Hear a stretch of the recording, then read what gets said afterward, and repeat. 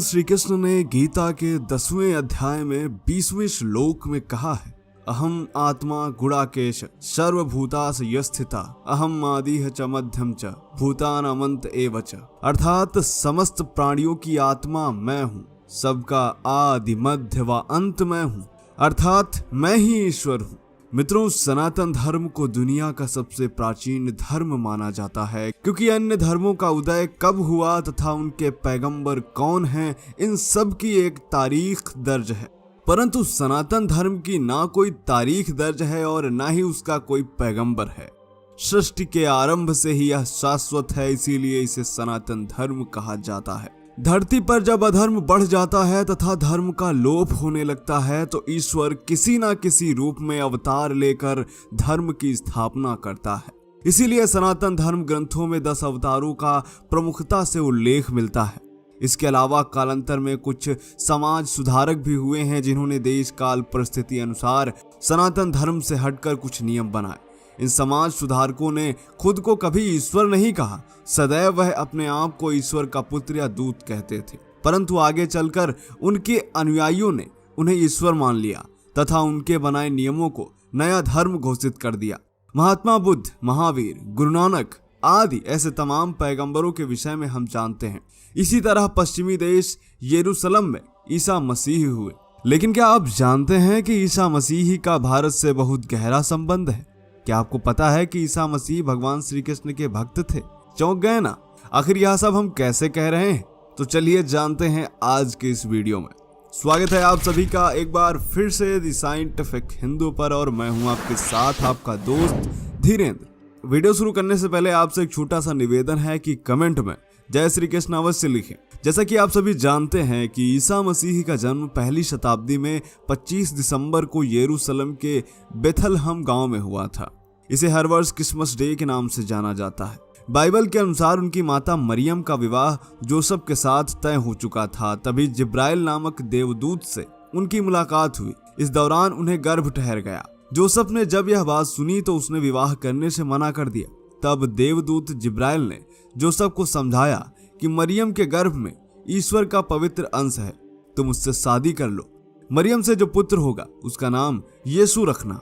तब ईश्वर का संदेश मानकर जोसेफ ने मरियम से शादी कर ली। कुछ समय बाद जोसेफ व मरियम बेथलहम पहुंच गए। वहां उन्हें रहने का कोई ठिकाना नहीं मिला। वह एक गौशाला में रुके। उसी रात कुंवारी मरियम के गर्भ से यीशु का जन्म हुआ। यीशु का पालन पोषण काफी विषम परिस्थितियों में हुआ। मित्रों, अपनी उम्र के शुरुआत के 13 वर्षों तक वह अपनी माता मरियम के साथ रहे। इसके बाद 13 से 29 वर्ष के आयु के बीच वह कहाँ रहे, इसका बाइबल में कोई उल्लेख नहीं है। क्रिश्चियन लोग इन्हें लास्ट ईयर्स, मिसिंग ईयर्स या साइलेंट ईयर्स कहते हैं। 33 वर्ष की उम्र में इन्हें सूली पर चढ़ाया गया। यह तारीख थी 30 मार्च और दिन था शुक्रवार। इसे गुड फ्राइडे के नाम से आज भी मनाया जाता है। कहा जाता है कि सूली पर चढ़ाए जाने के 3 दिन बाद वह पुनः जीवित हो गए थे। इसे ईस्टर के रूप में ईसाई लोग आज भी मानते हैं। परंतु इसके बाद यीशु कहाँ रहे, इसका भी जिक्र नहीं मिलता। मित्रों, ईसा मसीह की जिंदगी के कुछ सालों को छोड़कर बाकी समय का विवरण नहीं मिलता है। यही वजह है कि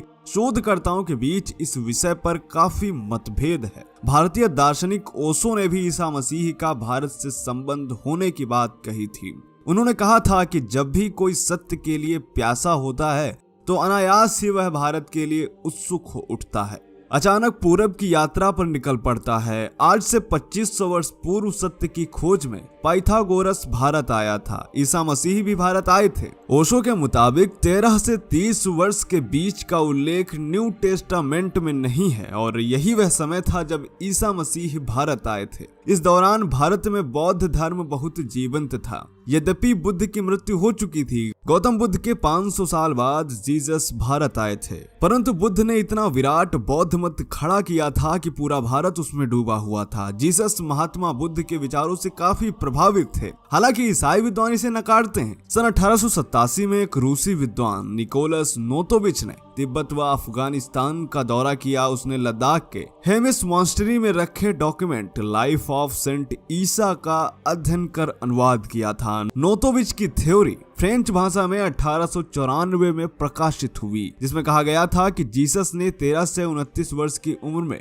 यहीं तिब्बत में लामाओं से शिक्षा ली थी। यहीं से शिक्षा लेकर वह यरूशलेम गए और धर्म का प्रचार किया। यहूदी मान्यता में ईश्वर को हिंसक माना गया है, जबकि ईसा मसीह ने ईश्वर को प्रेम करने वाला दयालु बताया। मित्रों, यदि आप महात्मा बुद्ध व यीशु के उपदेशों का तुलनात्मक विश्लेषण करेंगे तो काफी हद तक समानता पाएंगे। यहूदी परिवार में जन्मे ईसा मसीह के संदेश यहूदी धर्म से बिल्कुल अलग थे। इसी कारण यहूदियों ने उन्हें मृत्युदंड की सजा दी और सूली पर चढ़ाया। स्वामी परमहंस योगानंद की किताब the second coming of Christ, the resurrection of Christ with in you में यह दावा किया गया है कि प्रभु यीशु ने भारत में कई वर्ष बिताए। इस दौरान ईसा मसीह ने भारतीय ज्ञान, दर्शन व योग का गहन अध्ययन और अभ्यास किया। फिदा हसमैन और देहन लैबी द्वारा लिखी गई एक किताब है जिसमें ईसा की जिंदगी के वह पहलू दर्ज हैं जिन्हें ईसाई विद्वान मानने से इनकार करते हैं, या यूं कहें छिपाते फिरते हैं। क्रिप्ट गॉस्पल नामक इस किताब में दर्ज है कि ईसा मसीह 13 से 29 वर्ष तक भारत में रहे।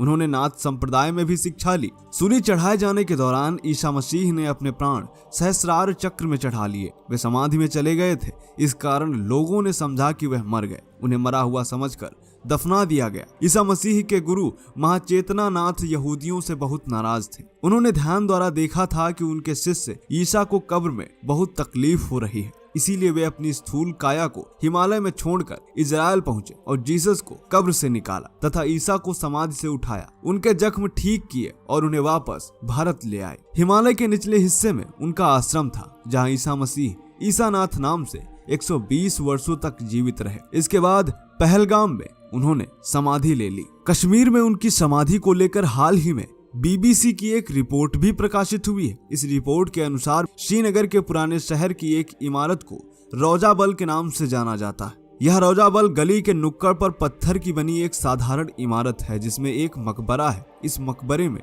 ईसा मसीह का शव रखा हुआ है। हालांकि आधिकारिक तौर पर यह मजार मुस्लिम उपदेशक यूजा असब का बताया जाता है, परंतु बड़ी संख्या में लोग इसे ईसा मसीह की समाधि मानते हैं, क्योंकि मुसलमानों की कब्र उत्तर व दक्षिण दिशा की ओर बनाई जाती है और यह कब्र पूरब व पश्चिम दिशा में बनी है, ठीक वैसे ही जैसे हिंदुओं में संतों की समाधि होती है। इस इमारत में एक पत्थर पर 2 पैरों की छाप है। इस छाप में पैरों के बीच कीलों के निशान है, जो यह साबित करते हैं कि यह मजार किसी मुस्लिम की नहीं बल्कि ईसा नाथ की समाधि है। स्थानीय निवासी भी कहते हैं कि मुस्लिमों ने ईसा नाथ को यूजा असफ का नाम दिया है। यह मजार इस्लामिक कब्रों से बिल्कुल अलग है। इसकी चर्चा पहली बार 1747 में हुई थी, जब श्रीनगर के एक सूफी मोहम्मद आजम ने अपनी किताब तारीख आजमी में लिखा था कि यह मजार एक प्राचीन विदेशी पैगंबर और राजकुमार यूजा असफ की है। BBC चैनल ने इस पर हिडन स्टोरी ऑफ जीसस के नाम से एक डॉक्यूमेंट्री बनाई है, जिसमें रोजाबल के अंदर की फुटेजेस भी दिखाई गई हैं। इस डॉक्यूमेंट्री में यूजा असफ को